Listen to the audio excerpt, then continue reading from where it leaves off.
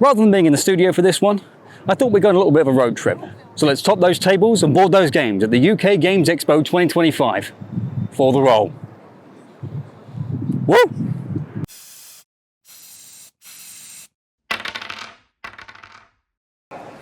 For those that don't know, the UK Games Expo is the largest tabletop games convention in the UK, where all aspects of the tabletop gaming hobby are represented under one roof. Seeing over 50,000 eager hobby enthusiasts across 3 days, every developer, designer and retailer even linked with the industry is here to showcase their existing ranges as well as new projects in the pipeline for people to playtest and really get their teeth into. For me, the UK Games Expo represents a great place for new and indie developers to really connect with a new audience. There are some brilliant new concepts as well as fully developed games that I'd never even heard of before or only seen in passing throughout my time in the hobby. So I thought I'd share with you some hidden gems of the UK Games Expo 2025 that you may have missed. In this video, I'm going to be giving the spotlight to some smaller developers across the TTRPG and wargaming space, as well as one larger studio that has some exciting new updates to a game that's making waves across the community. This channel has its roots in terrain making, and so what better place to start than with a company making some amazingly detailed printed terrain kits for any setting that you can think of. Welcome to Battle Systems. If you've not heard of us before, we are a miniature board game and terrain company. We predominantly work with cardboard. Our original game was Core Space, which then branched on to Core Space Firstborn, which is basically the founder Colin effectively made the game that he wanted to play when he was younger. He's a huge fan of sci-fi, and our latest game, which is Maladum, did over about $1 million on Kickstarter, and forgive me, I can't remember the percentage that we got to in terms of funding. That is now the fantasy setting, which is based on the very same mechanics of Core Space, which was obviously very popular several years ago, and it still is today. We still have lots of copies of that flying out the door. All of our games, they all have, we build into the rules for all of them that you can play the game how you want. So obviously if it's a case of there's certain mechanics that doesn't necessarily gel at home, homebrew it. All about that. The whole point of games is that they should be fun and that everybody should be able to have a little something for them in there. So we've also got like custom character creators for both games. We're going to be having an STL store coming very soon as well for some of our stuff that has now gone out of print, which we're very excited about. One of the things that's also built into the games, and what we're really well known for, is our 3D terrain. It is made of cardboard. It predominantly clips together with these little plastic things, so a lot of it is very modular, so you can build it out for any game system that you're playing with. It's all been designed very agnostically. There's certain themes and settings, but apart from that, we see people tag us in photos all the time of stuff that they've set up, and some of the boards that they build are epic, and actually we kind of look at it and go, man, we should have thought of that before. I know, exactly. The fan base's creativity is honestly boundless, and it's fantastic what they put together. So we have people playing games of like Age of Sigmar, Pathfinder, Zombicide. There's some awesome games of those I've seen recently, and obviously all our games work onto it as well, because it's all in the same scale. So long as it's kind of 28 to 35 mil, it'll suit it. So yeah, Warhammer, even Halo Flashpoint will work on it as well. We've got some awesome fantasy sets that go from out in the landscape. So we've got like a village, a northern settlement, the Citadel. So if you're looking for something a little bit more war-torn, we have the fantasy battlefield. We've even now got our dungeon sets that have come out, and there's a plethora of expansions within that go with the core set. And again, because it all clips together with the clips, it's very easy to combine sets and make whatever you want. We also obviously have our sci-fi and our urban apocalypse terrain. We haven't touched on those ranges in a little while, but there is some very exciting stuff in the pipeline which I can't talk about, and I'm pretty sure Colin will get rid of me if I ever mention it. We have got a very exciting project called that some people will know as Penguin, which is coming up, and I mentioned looking over Colin's shoulder and being frustrated with the fantastic detail and things that you can get into, and it's having looked over his shoulder and been told to go away with my camera quite a few times, we are so excited to show that. There's a lot that's yet to come from us, and now that we've got a slightly bigger team, things are going to start rolling out a lot quicker as well, so we're really excited for the next 18 months.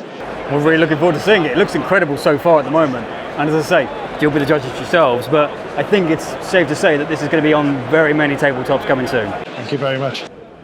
Just looking at the pieces they had on display, it would be perfect for any hobbyist out there that would love to have a truly immersive board but might not have the time to build one from scratch. The next designer team are producing some incredible 3D modular map terrain, perfect for those D&D games that want to track the player's movements across the worlds that you're in, as well as being amazing art installations for any home. Hi, I'm Jack Wigrove from Graven Guild, and this is our product Hexon Hills, which is a modular map system designed for wargaming, D&D, and admirers of pretty things. So we make these to be used for FDM printers and resin printers, so plastic and resin respectively. Our main focus has been fantasy. We've just done a Kickstarter that focuses on grimdark sci-fi. Oh, nice. Which is on my main venture at the moment, Late Pledges. And that just expands it, but still works with the current sort of tile set, just giving more options, more flexibility. And a wasteland biome, which is new. So yeah, deserts and hoodoos and crystals and chasms and lava pools. Yeah, all the fun stuff. Excellent. So it's completely modular. We have tabbed and tabless versions, so you can make a solid map that you can move as one piece. You can leave gaps in it so that you can swap tiles out. With the latest campaign, we've focused on having ruin versions, so that in a war game setting, you can swap out certain objective token tiles for ruined ones to sort of help with that narrative aspect. We've got the giant map there that is completely magnetized. At the moment, it's on a board, but it can go on a whiteboard and be mounted and moved around in that sort of way. Try to make it as flexible as possible to do what you want with. Really, we consider it like a tool set. So there's the wargaming aspect, but lots of people like it for D&D, and we have lots of people that just like it because it's pretty, and they enjoy the world building aspect of it, just putting it all together in a really satisfying, fun way. Okay, so we have Imperial Hexica, which is our latest campaign, a long time coming after the first one, which is the grim, dark, gothic sci-fi setting, where we've played with hive cities and stackable, playing with height now, which hopefully will lead us to adding height further down the line in different sort of settings. You can find most of our stuff on My Mini Factory. We have a website with a web app map maker, which makes the whole process a lot easier and can show you everything that there is at hexonhills.com. Thank you very much. The footage I got really doesn't do these pieces justice. Incredibly detailed and really high quality. The last one on this list for terrain was a company that you may have seen on Kickstarter. Lostcape produces high-quality hex terrain tiles that are easily fixed together to make unique and detailed maps for a range of games such as D&D, Battletech, Lancer and so many more, but I'll let CEO James Simmons take it from there. So Lostcape is a modular hex terrain system for RPG games, war games, Battletech, D&D, Pathfinder, Lancer, stuff like that. The idea is that you have a terrain system that is completely modular, and you can break it down, rebuild it in any way you want. So you, instead of buying one map, you buy an infinite number of maps based on your imagination and the gaming that you're playing. We have different setups for different kinds of adventure gaming, fantasy gaming, war gaming. We have currently 14 different biomes, ranging from sort of mountains and grasslands and typical kind of generic systems like that, through to combat-specific maps like taverns, caverns, dungeons, streets. We also have modern city streets, shadowlands, volcanoes, Arctic, marshland. So we have a wide variety of terrain, and the idea is that you can just mix and match what you want rather than being kind of forced into one particular type. And then you can buy add-ons, when you want to expand your gaming and think, we're really like a desert map. With that, we can then provide a desert map or a marshlands map or anything like that. So the idea is to give as much flexibility and customization to the players as possible. The top of the tiles have a clip point around them. This is an open source interface that we publish, and there are loads of 3D printable accessories that go onto that interface. So we have towers, trees, rocks, magnetic clips, walls, doors, and also you can use your own scatter terrain. You can 3D print interfaces that fit to other products. We're trying to make everything as open and as customizable as possible, rather than defending everything behind a kind of paywall or anything like that. The way that these are 3D printed prototype, but the way that the product works is that every single item is just this tile. That's the whole product. And all these maps that you can see are all made from individual tiles, just tessellated out to an enormous scale to any size of map that you want or that you have enough pieces for. And every single type of tile fits to every other in every orientation. So the customization is as high as it can be in terms of map making. So currently we're just finishing our Kickstarter campaign. Our late pledging will end probably next week, and then we're going to be shipping the Kickstarter deliveries in April next year. At which point it will also go into retail. So we've already been talking to retailers in the US, Canada, various places in Europe, Singapore, Japan, Australia. So we're hoping to have retail a month or so after the Kickstarter deliveries go out. So looking at kind of May next year for being in the shops. The next group I wanted to highlight were those in the TTRPG space, creating their own game systems that are truly impressive, as well as bringing fresh light to a classic and popular space. First up, we have Tom from Renegade Studios with their take on a paranormal adventure system. It's a modern day setting where paranormal, supernatural, and creepy things are definitely going on. But it will feel very much like the real world. So everything you know about Earth and people in it, that is true here too. But there is this undercurrent to discover. Crux of the game is you start off as every man or every woman. So you're every Joe, every Jane here, and it means that it brings in a sense of having to collaborate. You're kind of underpowered versus the world, because you're not going in like beginning life or beginning your career as an investigator thinking, oh, where are the ghosts, where are the aliens? And so we're trying to give that play experience of how would I as a normal person react when like, oh, turns out that was real. We are narrative first, and so the narrative and hopefully the appropriate choices by the players really drive the mechanics. And I'll tell you a few things because it all kind of interlocks, right? So the first thing is about character generation. We have no classes and we have no levels. So you do like gather like kudos and reputation, which you can invest in different aspects of your character. But the idea is we want people to be able to build literally anyone. And so quite often what people do is they'll build themselves, and you can make a close facsimile of your relative strengths and weaknesses as a human. I once built my grandma, who was 101, and that was great fun to play. Yeah, and sometimes we have like a cousin who loves min-maxing. He's like, well, I'm going to build a Navy SEAL, and I've got all these really cool, these really useful skills. And meanwhile, you've got like Bob the Beekeeper, who's a retired guy, and who's an alcoholic. And it's just like, where is your jam? You can do that in this game.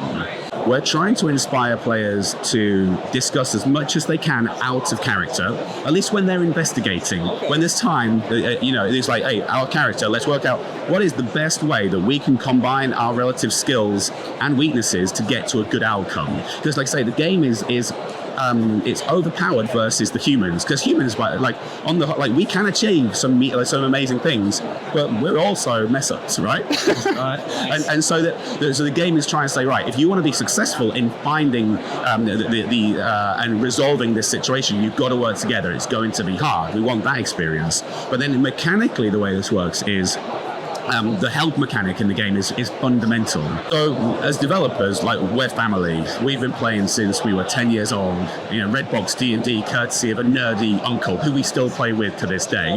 We want to do something that elicits a sense of what's it like to play a TTRPG as a real person with real frailties, and you're really squishy, you don't have a lot of skills, and to go through a journey of going from someone who doesn't know that there's weird things going on, and then you get embroiled in a world of, oh dear, I need to sustain a real life with a real family, and also I need to then go and I'm now invested in trying to understand mysteries and maybe kind of save the world in some way, right? So this isn't the whole game. It's going to be like a 250 words hardback typical TTRPG when it's done, but the prologue is more than a quick start. It's like 80 pages long. That's the reason why we're giving it like its own name, and fundamentally it's everything you need to play the game. It's a fully featured rule set, but it doesn't have all the lore in there. It doesn't have a full list of all the entities, and there isn't an adventure in there. It's available for free on our website. You can download the whole thing, and we're selling these physically for £10 here, because quite a lot of people like a physical thing in their hands, right? But the thing that's powerful about this, if you're someone who is used to narrative, telling stories, or has DM'd a lot of other systems, it's very easy to pick up this rules-light system and go, oh, you know what, I like that movie, or I like this spooky story, and take the beats of that narrative and wrap it around these rules, and you can play that one shot, bang, immediately. but also in not too long from now, we're going to have the first of our pre-written or specially written investigations that are going to be free to download on the website as well, and that stuff's coming soon. So we're at renegadestudios.com with a W on the front, a Ren like the bird. I very much appreciate your time. Yeah, thanks so much. Appreciate it. It's great. The next person I managed to speak with was Andy from Gro Publications, with a fantasy-inspired role-play adventure game that has some really interesting, unique elements. We've got our first board game out, Roseburn Manor, which is a narrative-driven dungeon delving board game. It runs around a big choose-your-own-adventure story. It's about 300 pages worth of novel, so effectively a full book that runs the game. But it is figure and terrain agnostic, so you can play it with anything, on anything. So as long as you have the cards and the rule books, you're good to go. Nice. There are 8 heroes in the game, and each hero is hooked into the story.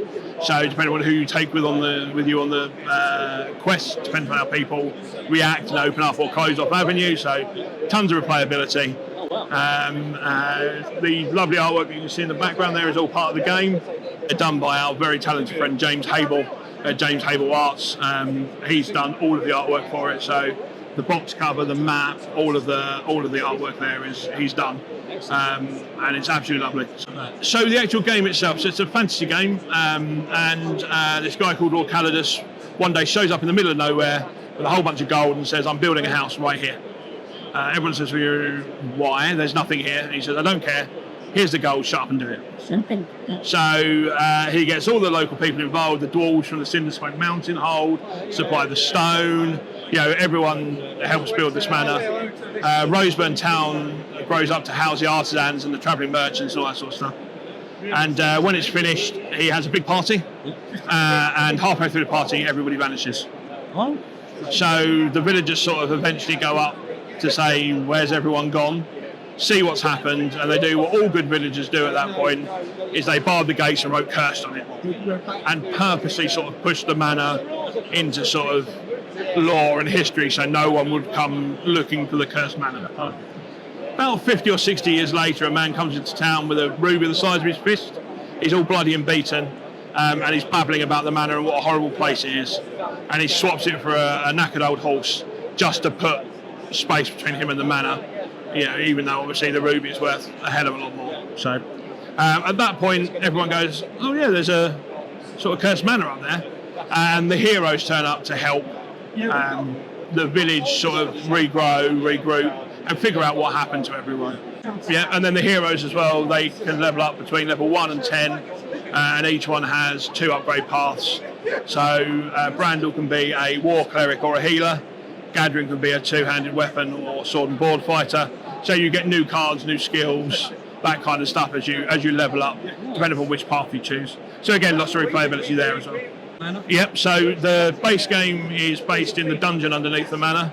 And then as we go on, I've written 10 expansion packs, each with 10 extra quests, and they're all based around the world. So, for example, chapter pack 3 is the Cindersmoke mystery. So you go to the dwarf hold, find out what their involvement is, why Gadrin's left, and each of the heroes has got a 5-stage personal quest. So depending upon whereabouts in the story you are, you find out a lot more about them, unlock special abilities or gear or for that particular hero as you solve their issues or help them out or whatever it happens to be. So we are doing pre-orders for the revised edition, which will be available for Christmas. So you can go to our website, grumpygorilla.co.uk, and order it from there. Obviously, here at the Expo this weekend, we're doing £10 off of it. So it's £65 if you pre-order it here this weekend, £75 if you do it from the website afterwards. But it's just under 600 cards and just over 500 pages of information, because it's a 300-page choose-your-own-adventure story that runs the whole 10 quests. It has a continuous dungeon mode as well, with like a random generator and all that sort of stuff. So even after some of the quests are replayable, but even if you play through all the options, you can just do a dungeon delve while you're waiting for the next chapter pack to come out. Grumpygorilla.co.uk, and we're Grumpy Gorilla on all the socials. You just need to look for the picture of my face as the logo, and you'll find it. You'll find us there.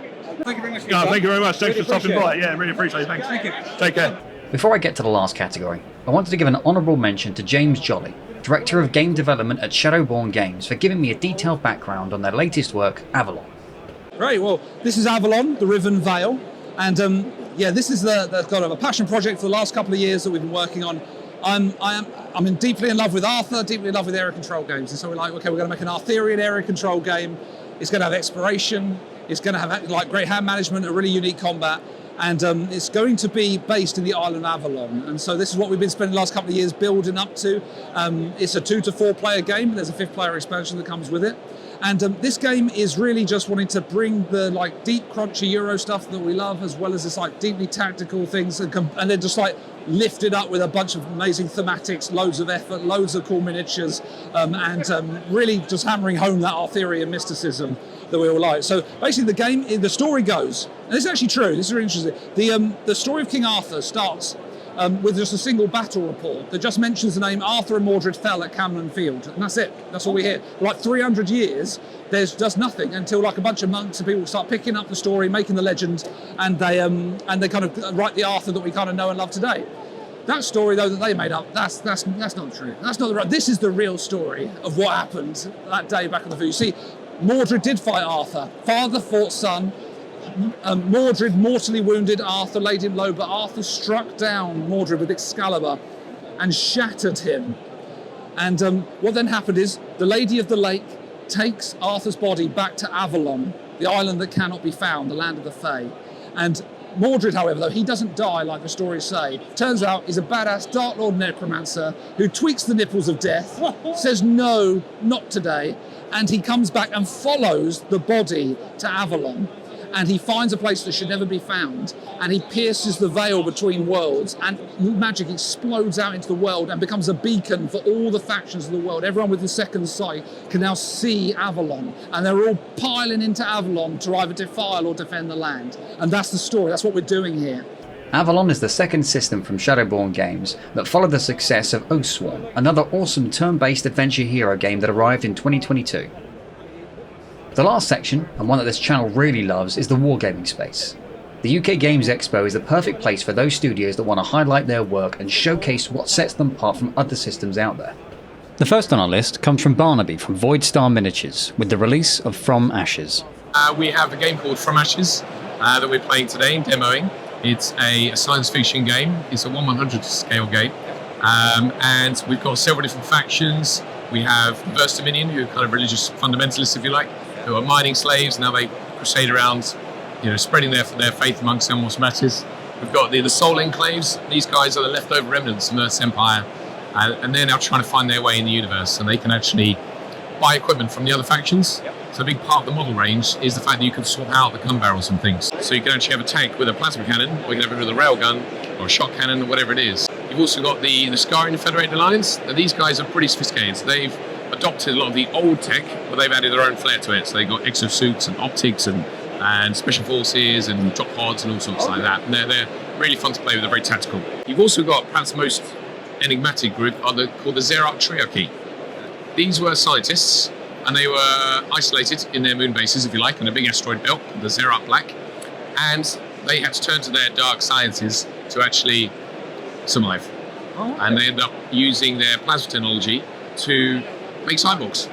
So they now run around the place and they turn people into cyborgs and stuff like that. So they're one of the most interesting armies to play with because they can literally make more models in-game as well. Oh, okay. So that's quite good fun. Yeah.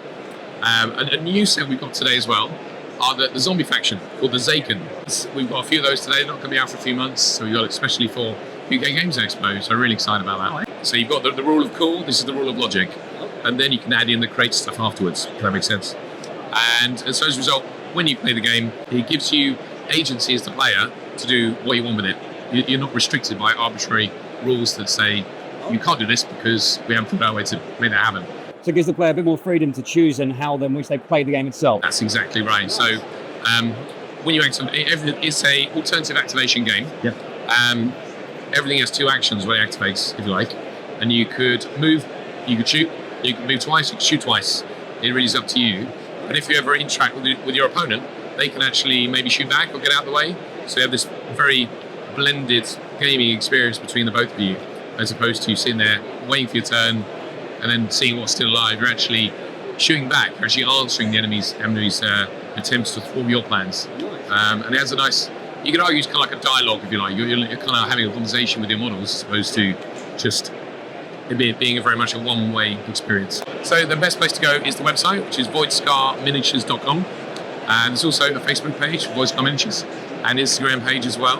Another thing as well, the rules for the game are free to download. So you can go to the main website, voidscarminiatures.com, and you can download them, have a look, and they're updated with playtest feedback. And so there's a big community that's building, and they are giving me some great data, let's say. And I use that and implement that into the new set of rules and make it a better game. Hence why it's called From Ashes Living Rules, but deliberately so to be an ever-evolving, hopefully ever-improving set of rules to have fun with.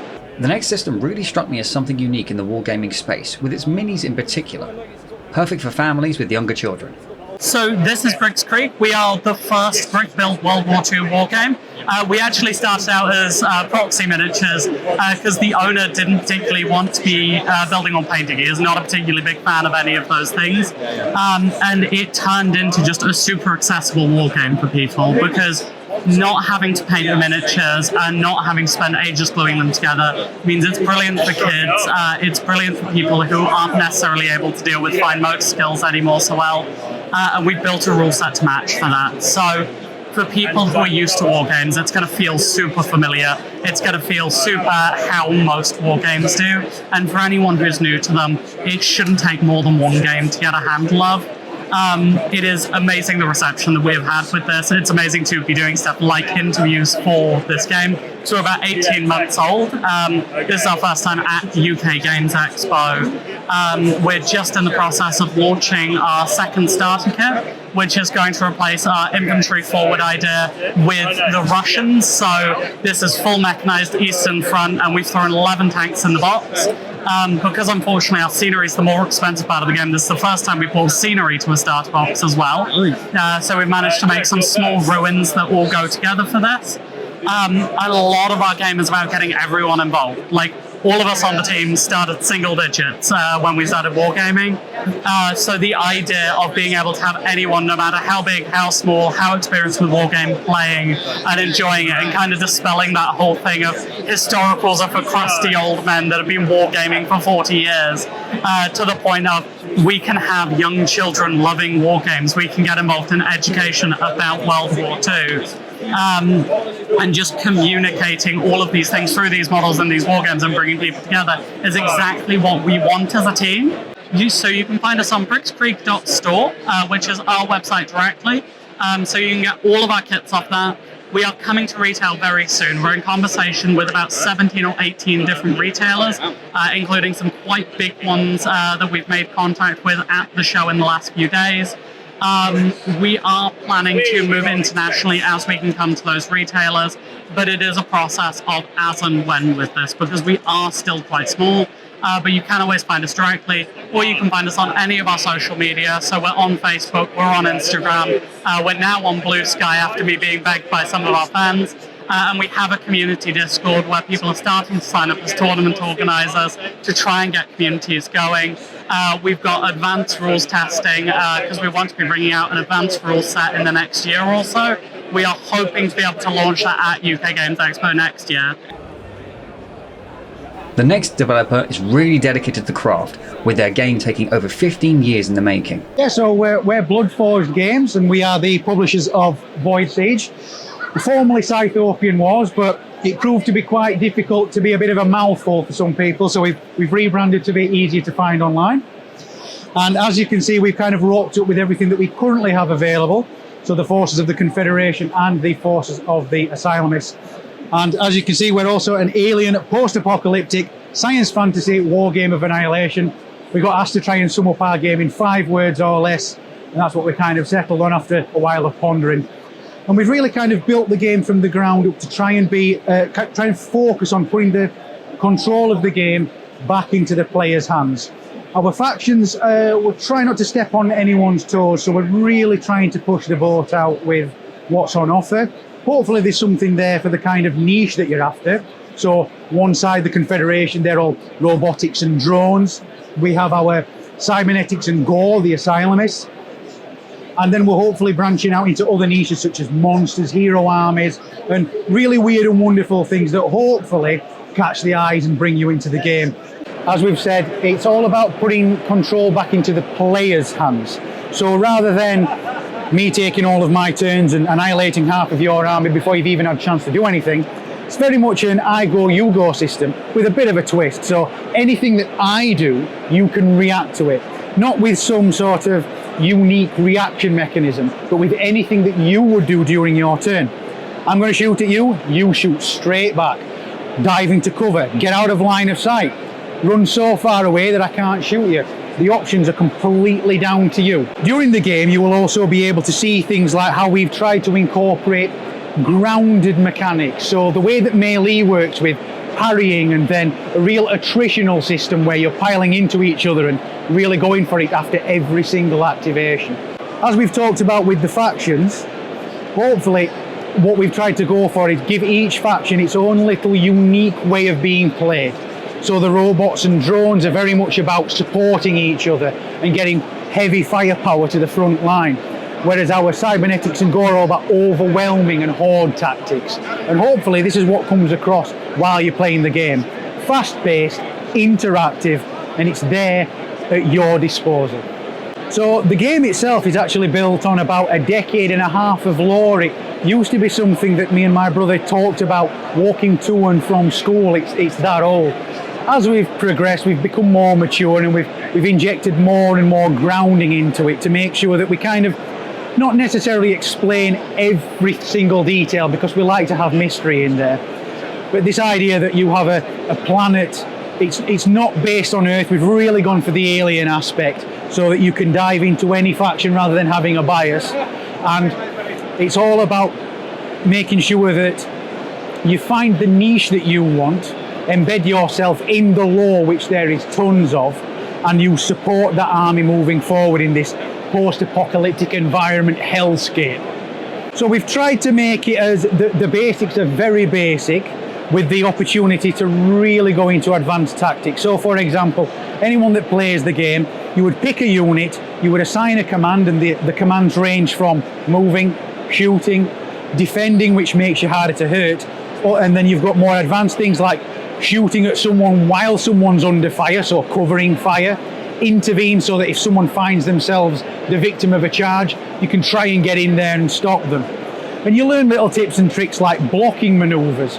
So if you're shooting at someone at close range and they charge into you and try and stop you from shooting, you can position models as blockers and then the ones behind can still shoot.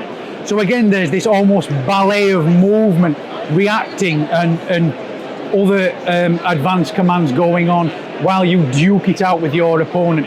You should never be sat still waiting for your opponent to finish what they're doing. You should be consistently looking at the board, working out what your next move is going to be, how you're going to counteract your opponent. So we launched about 3 to 4 years ago, and that's where we kind of bootstrapped the initial range of miniatures. Since then, we've got a lot of feedback from our community who've said what they like, what they don't like. And so today we've launched a new starter set to bring the entry cost right down, and we're trying to get people just to initially dip their toe into the game, which I suppose it's very important for me to say.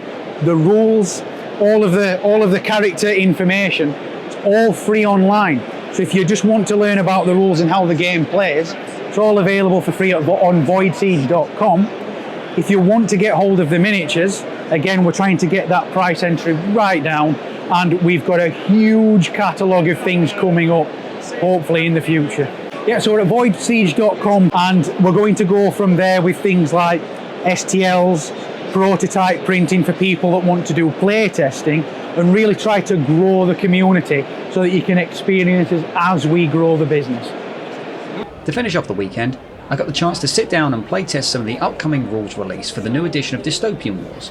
For those that don't know, Dystopian Wars is a tabletop wargame of naval battles using highly detailed miniatures to represent huge engines of destruction on, above, and below the high seas.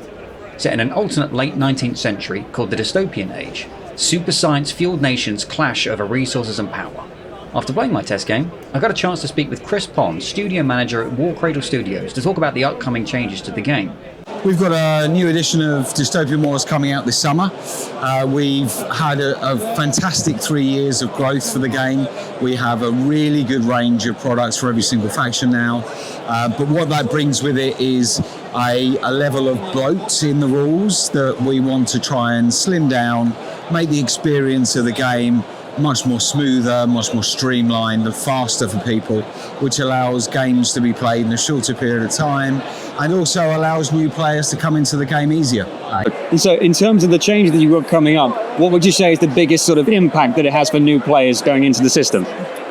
Definitely that accessibility, being able to pick up the game and start playing it very, very quickly, being able to learn the rule set in a short space of time, which means that actually the effort that you have to put in to learn the game and master it is a lot smaller. So it's just more accessible all round. As for any existing players that are already playing Dystopian Wars, with the new changes you've got coming out, how is that going to affect any rule sets that you've got at the moment? Is it free that you're going to have it, or is it going to be something they're going to have to pay for? No, all our rules are free online, so there'll be a free rule book. We'll produce a gubbins set that will have the rule book, the cards, the templates, the tokens, the dice, and everything you need to play. So existing players can literally just pick that up and continue to use every single miniature they've got in their range at the moment. And so if they were interested in picking up new sets, where would they go to? Well, their local game store, really. And if your local game store isn't selling it, then get them to sell it. That's what I'd recommend. And if you can't do that, then come straight to War Cradle and buy directly from us. Perfect. Again, great. Thank you very much for your time. Really appreciate your interview. Have a good day. Take care. The UK Games Expo really is such a great event and a perfect place to spend the weekend away. As conventions go, it's certainly my favourite of the year. I wanted to thank everyone that I spoke to over the weekend, and should you be interested in any of the systems that have been featured in this video, the links to their websites are in the description below. The last thing to say is bring on the UK Games Expo 2026, and I'll see you in the next video.